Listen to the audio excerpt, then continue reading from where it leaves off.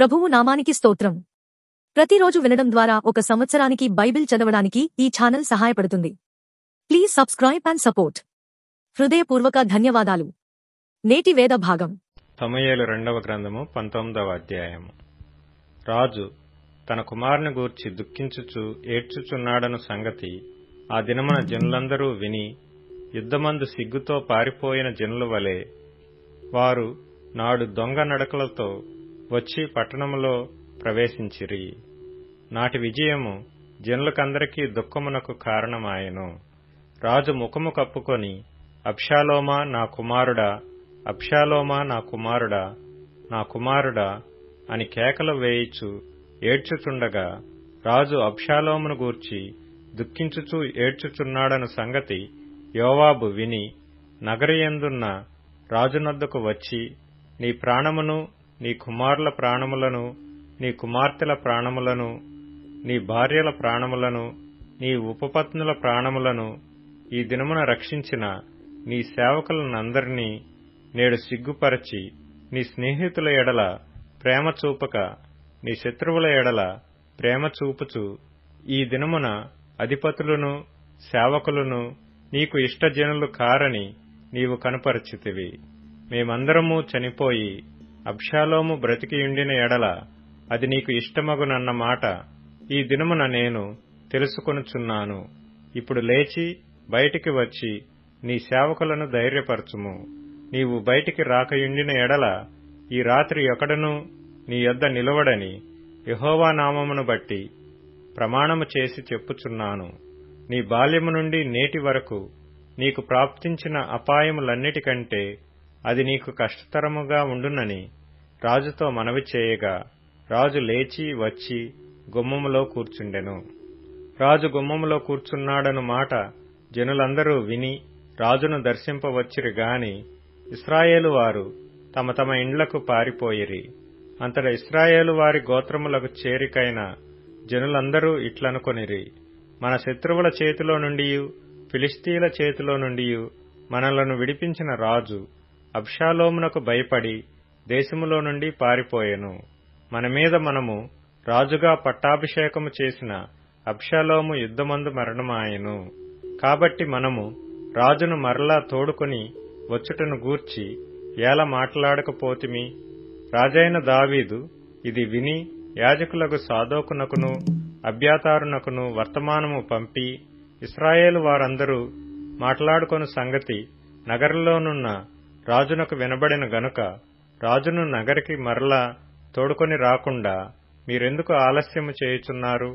మీరు నాకు ఎముక నంటినట్టియు మాంసము నంటినట్టియు సహోదరులై ఉండగా రాజును తోడుకొని రాకుండా మీరెందుకు ఆలస్యము చేయుచున్నారని యూదావారి పెద్దలతో చెప్పుమని ఆజ్ఞ ఇచ్చెను. మరియు అమాశా యొద్దకు దూతలను పంపి, నీవు నాకు ఎముక నంటిన బంధువుడవు, మాంసము నంటిన బంధువుడవు కావా? యోవాబునకు బదులు నిన్ను సైన్యాధిపతిగా నేను ఖాయపరచని ఎడల దేవుడు గొప్ప అపాయము నాకు కలుగజేయునుగాకని చెప్పుడనెను. అతడు పోయి ఎవరినూ తప్పకుండా యూదావారినందరినీ రాజునకు ఇష్టపూర్వకముగా లోబడినట్లు చేయగా నీవును నీ సేవకులందరూ మరలా రావాలనన్న వర్తమానము వారు రాజునొద్దకు పంపిరి. రాజు తిరిగి యొర్దాను నది యొద్దకు రాగా యూదావారు రాజును ఎదుర్కొనుటకును రాజును నది యువతలకు తోడుకొని వచ్చుటకును గిల్గాలునకు వచ్చిరి.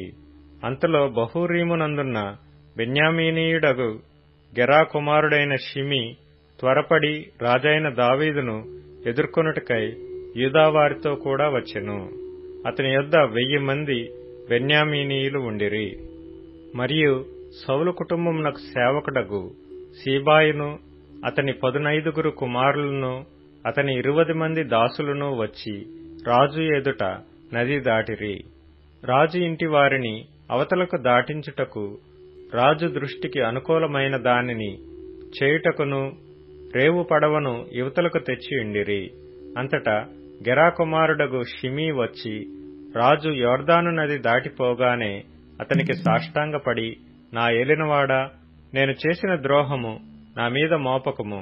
నా ఏలినవాడవును రాజువు నగు నీవు యెరూషలేమును విడిచిన వేళ నీ దాసుడనగు నేను మూర్ఖించి చేసిన దోషమును జ్ఞాపకమందుంచకుము, మనస్సునందుంచుకొనకుము. నేను పాపము చేసితినని నాకు తెలిసినది గనుక యోసేపు వారందరితో కూడా నా ఏలినవాడవును రాజువు నగు నిన్ను ఎదుర్కొనుటకై నేను ముందుగా వచ్చియున్నానెను. అంతట సెరూయా కుమారుడగు అబీషై యెహోవా అభిషేకించిన వానిని శపించిన ఈ షిమీ మరణమునకు పాత్రుడు కాడా అని అనగా, దావీదు, సెరూయా కుమారులారా, మీకును నాకును ఏమి పొందు? ఇట్టి సమయమున మీరు నాకు విరోధులగుదురా? ఇశ్రాయేలు వారిలో ఎవరైనను ఈ దినమున మరణశిక్ష నొందుదురా? ఇప్పుడు నేను ఇశ్రాయేలు వారి మీద రాజునైతినను సంగతి నాకు తెలిసేయున్నదని చెప్పి ప్రమాణము చేసి నీకు మరణశిక్ష విధింపనని షిమీతో సెలవిచ్చెను. మరియు సౌలు కుమారుడగు మెఫీబోషెతు రాజును నెదుర్కొనుటకు వచ్చెను. రాజు పారిపోయిన దినము మొదలుకొని అతడు సుఖముగా తిరిగి వచ్చిన నాటి వరకు అతడు కాళ్లు కడుగుకొనకయు గడ్డము కత్తిరించుకొనకయు బట్టలు ఉదుకుకొనకయు నుండెను. రాజును ఎదుర్కొనుటకై అతడు యెరూషలేమునకు రాగా రాజు, మెఫీబోషెతు, నీవు నాతో కూడా రాకపోతివేమని అతనినడిగెను. అందుకతడు, నా ఏలినవాడా రాజా, నీ దాసుడనైన నేను కుంటివాడను గనుక గాడిద మీద గంత కట్టించి ఎక్కి రాజుతో కూడా వెళ్లిపోదునని నేననుకొనగా నా పనివాడు నన్ను మోసము చేసెను. సీబా, నీ దాసుడనైన నన్ను గూర్చి నా ఏలినవాడవును రాజువు నగు నీతో అబద్ధమాడెను. అయితే నా ఏలినవాడవును రాజువు నగు నీవు దేవదూత వంటి వాడవు. నీ దృష్టికి ఏది అనుకూలమో దాని చేయుము. నా తండ్రి ఇంటి వారందరూ నా ఏలినవాడవును రాజువు నగు నీ దృష్టికి మృతుల వంటి వారై ఉండగా నీవు నీ బల్ల యొద్ద భోజనము చేయువారిలో నీ దాసుడనైన నన్ను చేర్చితివి. కాబట్టి ఇకను రాజువైన నీకు మొరపెట్టుటకు నాకేమి న్యాయమని అనగా, రాజు, నీ సంగతులను నీవిక ఎందులకు ఎత్తెదవు?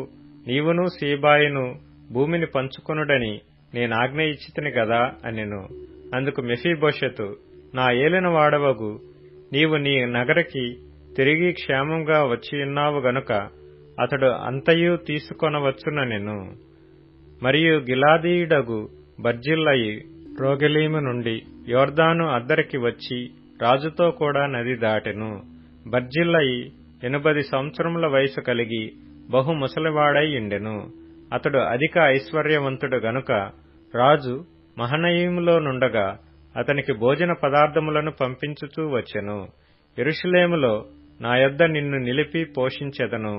నీవు నాతో కూడా నది దాటవలెనని రాజు బర్జిల్లయితో సెలవీయగా, బర్జిల్లయి, రాజువగు నీతో కూడా యెరూషలేమునకు వచ్చుటకు ఇక నేనెన్ని దినములు బ్రతకబోవుదును? నేటికి నాకు 80 ఏండ్లాయెను. సుఖదుఃఖములకున్న భేదమును నేను గుర్తింపగలనా?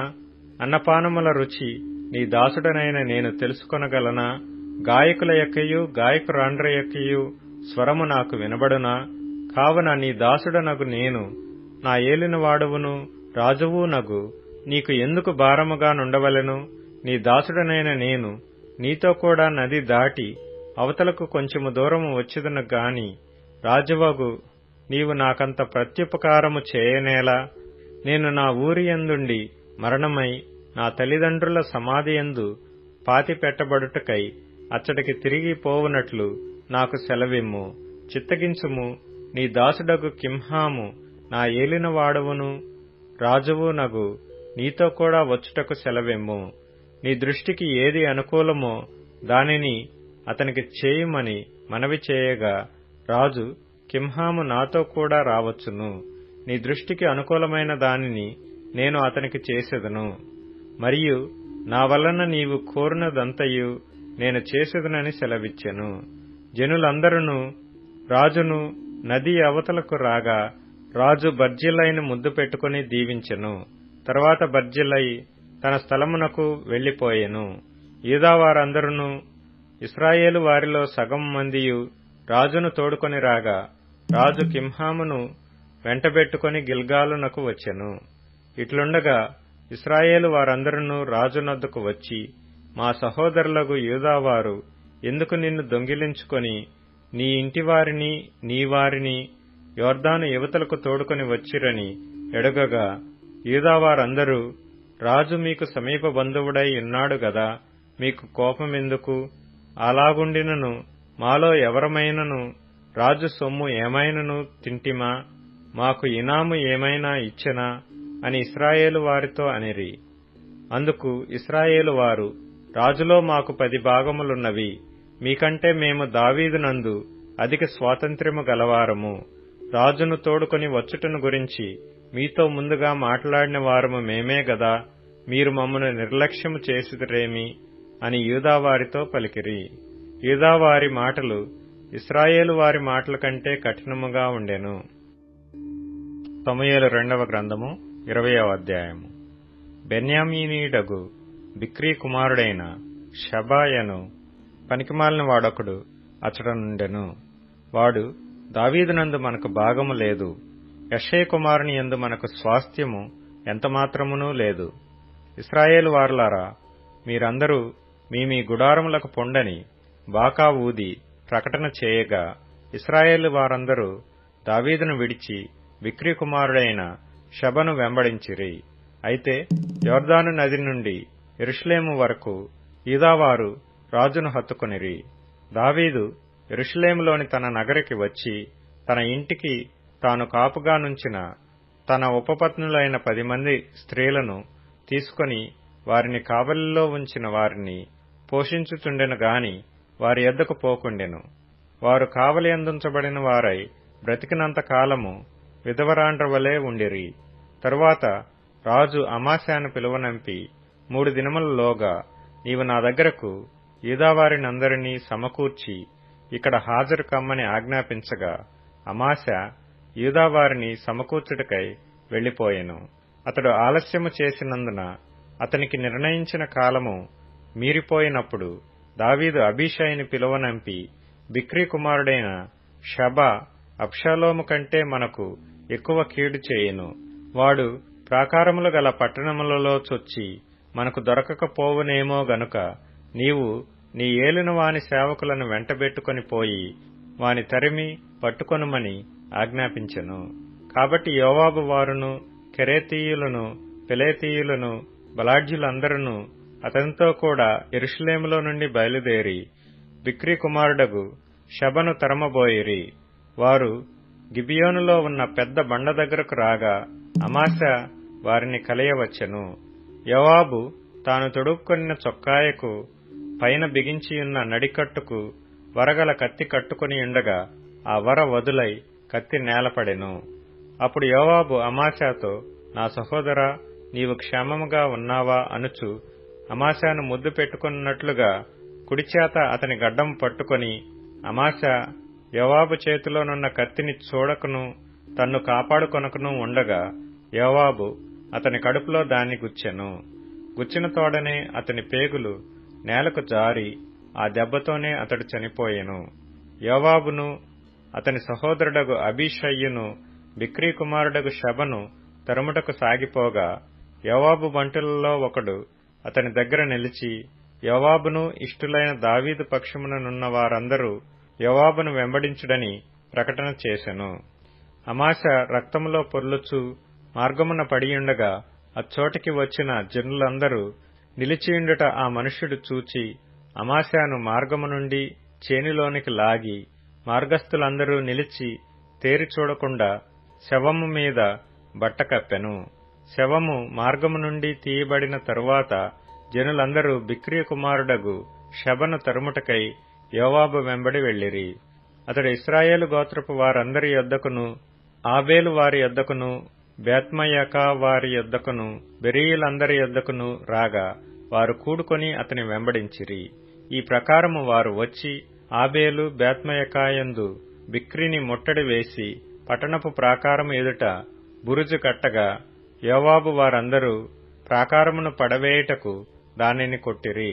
అప్పుడు యుక్తిగల ఒక స్త్రీ ప్రాకారము ఎక్కి, ఓహో, ఆలకించుడి, ఆలకించుడి, నేను అతనితో మాట్లాడునట్లు యోవాబును ఇక్కడికి రమ్మని చెప్పుడని కేక వేయగా యోవాబు ఆమె దగ్గరకు వచ్చెను. అంతటా ఆమె, యోవాబువు నీవేనా అని అతనిని అడుగగా అతడు నేనే అనెను. అందుకామె, నీ దాసురాలనగు నేను నీతో మాట్లాడుదునా అని అడుగగా అతడు మాట్లాడవచ్చుననెను. అంతటా ఆమె, పూర్వకాలమున జనులు ఆబేలునందు సంగతి విచారింపవలనని చెప్పుట కద్దు. అలాగున చేసి కార్యములు ముగించుచూ వచ్చిరి. నేను ఇశ్రాయేలునందు నిమ్మళస్తులలోనూ యథార్థవంతులలోనూ చేరిక అయిన దానను. ఇశ్రాయేలీల పట్టణములలో ప్రధానమగు ఒక పట్టణమును లయము చేయవలనని నీవు ఉద్దేశించుచున్నావు. యెహోవా స్వాస్థ్యమును నీవెందుకు నిర్మూలము చేయుదు అని చెప్పగా, యోవాబు నిర్మూలము చేయను, లయపరచను, అలాగున చేయనే చేయును. సంగతి అది కానే కాదు. బిక్రీ కుమారుడగు షెబా అను ఎఫ్రాయిము మన్యపు వాడు ఒకడు రాజైన దావీదు మీద ద్రోహము చేసి ఉన్నాడు. మీరు వానిని మాత్రము అప్పగించుడి, తోడనే నేను ఈ పట్టణము విడిచి పోవుదునని చెప్పగా, ఆమె యోవాబుతో, చిత్తము, వాని తల ప్రాకారము పైనుండి పడవేయబడునని చెప్పి పోయి తాను యోవాబుతో పలికిన యుక్తిగల మాటలను జనులందరికీ తెలియజేయగా, వారు బిక్రీ కుమారుడగు షెబ యొక్క తలను ఛేదించి యోవాబు దగ్గర దాని పడవేసిరి. కాగా అతడు బాకా ఊదించిన తరువాత జనులందరూ ఆ పట్టణమును విడిచి ఎవరి గుడారములకు వారు పోయిరి. యోవాబు యెరూషలేమునకు రాజునొద్దకు తిరిగి వచ్చెను. యోవాబు ఇశ్రాయేలు దండువారందరికీ అధిపతియై ఉండెను. అయితే కెరేతీయులకును పెలేతీయులకును యెహోయాదా కుమారుడగు బెనాయా అధిపతి అయి ఉండెను. అదోరాము వెట్టి పనులు చేయువారి మీద అధికారి అయి ఉండెను. అహీలూదు కుమారుడగు యెహోషాపాతు రాజ్యపు దస్తావేజుల మీద ఉండెను. షవా లేఖికుడు, సాదోకును అబ్యాతారును యాజకులు, యాయీరీయుడగు ఈరా దావీదునకు సభాముఖ్యుడు. ప్రకటన గ్రంథము 19వ అధ్యాయము. అటు తరువాత బహుశబ్దముల వంటి గొప్ప స్వరము పరలోకమందు ఇలాగు చెప్పగా వింటిని. ప్రభువును స్తుతించుడి, రక్షణ మహిమ ప్రభావములు మన దేవునికే చెల్లును. ఆయన తీర్పులు సత్యములును న్యాయములునై ఉన్నవి. తన వ్యభిచారముతో భూలోకమును చెరిపిన గొప్ప వేశ్యకు ఆయన తీర్పు తీర్చి తన దాసుల రక్తమును బట్టి దానికి ప్రతిదండన చేసెను. మరి రెండవసారి వారు ప్రభువును స్తుతించుడి అనిరి. ఆ పట్టణపు పొగ యుగయుగములు పైకి లేచుచున్నది.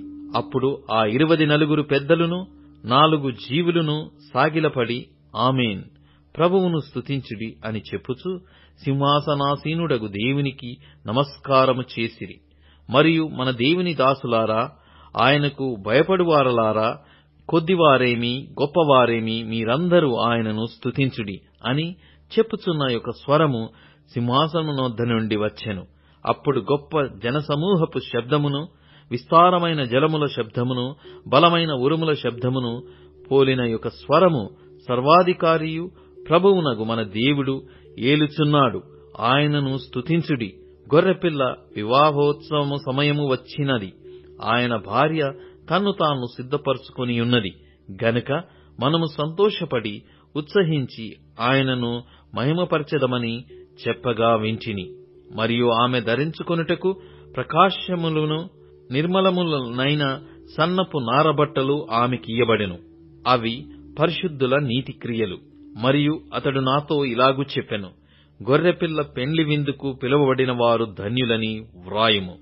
మరియు ఈ మాటలు దేవుని యథార్థమైన మాటలని నాతో చెప్పెను. అందుకు నేను అతనికి నమస్కారము చేయుటకై అతని పాదముల ఎదుట సాగిలపడగా అతడు, వద్దు సుమీ, నేను నీతోనూ యేసును గూర్చిన సాక్ష్యము చెప్పు నీ సహోదరులతోనూ సహదాసుడను, దేవునికే నమస్కారము చేయుము. యేసును గూర్చిన సాక్ష్యము ప్రవచన సారమని నాతో చెప్పెను.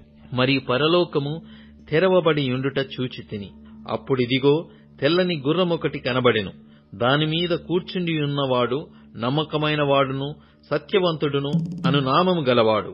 ఆయన నీతిని బట్టి విమర్శ చేయుచు యుద్ధము జరిగించుచున్నాడు. ఆయన నేత్రములు అగ్నిజ్వాల వంటివి. ఆయన శిరస్సు మీద అనేక కిరీటములుండెను. వ్రాయబడిన యొక్క నామము ఆయనకు కలదు. అది ఆయనకే గాని మరి ఎవనికిని తెలియదు. రక్తములో ముంచబడిన వస్త్రము ఆయన ధరించుకొనియుండెను. మరియు దేవుని వాక్యము అను నామము ఆయనకు పెట్టబడియున్నది. పరలోకమందున్న సేనలు శుభ్రమైన తెల్లని నారబట్టలు ధరించుకొని తెల్లని గుర్రములెక్కి ఆయనను వెంబడించుచుండిరి. జనములను కొట్టుటకై ఆయన నోట నుండి వాడిగల ఖడ్గము బయలువెడలుచున్నది. ఆయన ఇనుపదండముతో వారిని ఏలును. ఆయనే సర్వాధికారియగు దేవుని తీక్షణమైన ఉగ్రత అను మద్యపు తొట్టి త్రొక్కును.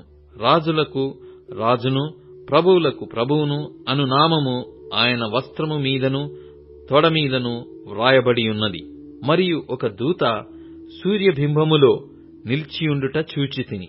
అతడు గొప్ప శబ్దముతో ఆర్భటించి, రండి, రాజుల మాంసమును, సహస్రాధిపతుల మాంసమును, బలిష్ఠుల మాంసమును, గుర్రముల మాంసమును, వాటి మీద కూర్చుండు వారి మాంసమును, స్వతంత్రులదేమి, దాసులదేమి, కొద్దివారిదేమి, గొప్పవారిదేమి, అందరి యొక్క మాంసమును తినుటకై దేవుని గొప్ప విందుకు కూడి రండని ఆకాశ మధ్యమందు ఎగురుచున్న సమస్త పక్షులను పిలిచెను. మరియు ఆ గుర్రము మీద కూర్చున్న వానితోనూ ఆయన సేనతోనూ యుద్ధము చేయుటకై ఆ క్రూర మృగమును, భూరాజులను, వారి సేనలను కూడియుండగా చూచితిని.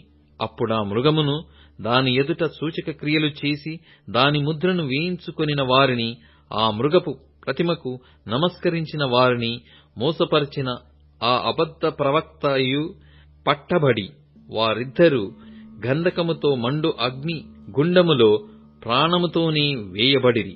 కడమవారు గుర్రము మీద కూర్చున్న వాని నోట నుండి వచ్చిన ఖడ్గము చేత వధింపబడిరి. వారి మాంసమును పక్షులన్నీయు కడుపారా తినెను. ప్రకటన గ్రంథము 20వ అధ్యాయము. మరియు పెద్ద సంకెళ్లను చేతపట్టుకొని అగాధము యొక్క తాళపు చెవిగల యొక్క దేవదూత పరలోకము నుండి దిగివచ్చుట చూచితిని. అతడు ఆది సర్పమును అనగా అపవాదియు సాతానును అను ఆ ఘట సర్పమును పట్టుకొని 1000 సంవత్సరములు వానిని బంధించి అగాధములో పడవేసి, ఆ 1000 సంవత్సరములు గడుచు వరకు ఇక జనములను మోసపరచకుండునట్లు అగాధమును మూసి దానికి ముద్ర వేసెను.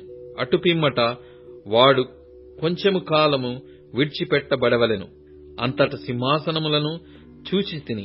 వాటి మీద ఆసీనులయుండు వారికి విమర్శ చేయుటకు అధికారము ఇయ్యబడెను. మరియు క్రూర మృగమునకైనను దాని ప్రతిమకైనను నమస్కారము చేయక తమ నొసళ్లయందు గాని చేతులయందు గాని దాని ముద్ర వేయించుకొనని వారిని, యేసు విషయమై తామిచ్చిన సాక్ష్యము నిమిత్తమును దేవుని వాక్యము నిమిత్తమును శిరశ్ఛేదనము చేయబడిన వారి ఆత్మలను చూచితిని. వారు బ్రతికిన వారై 1000 సంవత్సరములు క్రీస్తుతో కూడా రాజ్యము చేసిరి.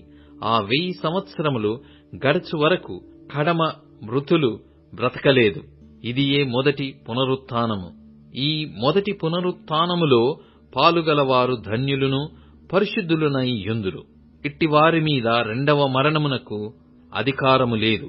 వీరు దేవునికిని క్రీస్తుకును యాజకులై క్రీస్తుతో కూడా 1000 సంవత్సరములు రాజ్యము చేయుదురు. 1000 సంవత్సరములు గడిచిన తరువాత సాతాను తానున్న చెరలో నుండి విడిపింపబడెను. భూమి నలుదిశలయందుండు జనములను లెక్కకు సముద్రపు ఇసుకవలె ఉన్న గోగు మగోగు అనువారిని మోసపరిచి వారిని యుద్ధమునకు పోగు చేయుటకై వాడు బయలుదేరును. వారు భూమి మీ యందంతటా వ్యాపించి పరిశుద్ధుల శిబిరమును ప్రియమైన పట్టణమును ముట్టడి వేయగా పరలోకములో నుండి అగ్ని దిగివచ్చి వారిని దహించెను. వారిని మోసపరిచిన అపవాది అగ్ని గంధకములు గల గుండములో పడవేయబడెను. అచ్చట ఆ క్రూర మృగమును అబద్ధ ప్రవక్తయు ఉన్నారు. వారు యుగయుగములు రాత్రింబగళ్లు బాధింపబడుదురు. మరియు ధవలమైన మహా సింహాసనమును దానియందు ఆసీనుడయ్యున్న యొకనిని చూచితిని. భూమ్యాకాశములు ఆయన సముఖము నుండి పారిపోయెను. వాటికి నిలువ చోటు కనబడకపోయెను. మరియు గొప్పవారేమి కొద్దివారేమి మృతులైన వారందరూ ఆ సింహాసనము ఎదుట నిలవబడియుండుట చూచితిని. అప్పుడు గ్రంథములు విప్పబడెను. మరియు జీవ గ్రంథమను వేరొక గ్రంథము విప్పబడెను. ఆ గ్రంథముల యందు వ్రాయబడియున్న వాటిని బట్టి తమ క్రియల చొప్పున మృతులు తీర్పు పొందిరి. సముద్రము తనలో ఉన్న మృతులను అప్పగించెను. మరణమును పాతాళ లోకమును వాటి వశముననున్న మృతుల నప్పగించెను. వారిలో ప్రతివాడు తన క్రియల చొప్పున తీర్పు పొందెను. మరణమును మృతుల లోకమును అగ్నిగుండములో పడవేయబడెను. ఈ అగ్నిగుండము రెండవ మరణము. ఎవని పేరైనను జీవగ్రంథమందు వ్రాయబడినట్టు కనబడని ఎడల వాడు అగ్నిగుండములో పడవేయబడెను. కీర్తనల గ్రంథం 143వ కీర్తన. యెహోవా, నా ప్రార్థన ఆలకింపుము, నా విన్నపములకు చెవియొగ్గుము. నీ విశ్వాస్యతను బట్టియు నీ నీతిని బట్టియు నాకు ఉత్తరమిమ్ము. నీ సేవకునితో వాద్యమాడకుము. సజీవులలో ఒకడును నీ సన్నిధిని నీతిమంతుడుగా ఎంచబడడు. శత్రువులు నన్ను తరుముచున్నారు, వారు నా ప్రాణమును నేలపడగొట్టుచున్నారు. చిరకాలము క్రిందట చనిపోయిన వారితో పాటు గాఢాంధకారములో నన్ను నివసింపజేయుచున్నారు. కావున నా ఆత్మ నాలో కృంగియున్నది, నాలో నా హృదయము విస్మయమొందెను. పూర్వ దినములు జ్ఞాపకము చేసుకొనుచున్నాను, నీ క్రియలన్నీయూ ధ్యానించుచున్నాను. నేను నీ చేతుల పని యోచించుచున్నాను, నీ తట్టు నా చేతులు చాపుచున్నాను. ఎండిపోయిన భూమి వలె నా ప్రాణము నీ కొరకు ఆశపడుచున్నది. యెహోవా, నా ఆత్మ క్షీణించుచున్నది, త్వరగా నాకు ఉత్తరమిమ్ము.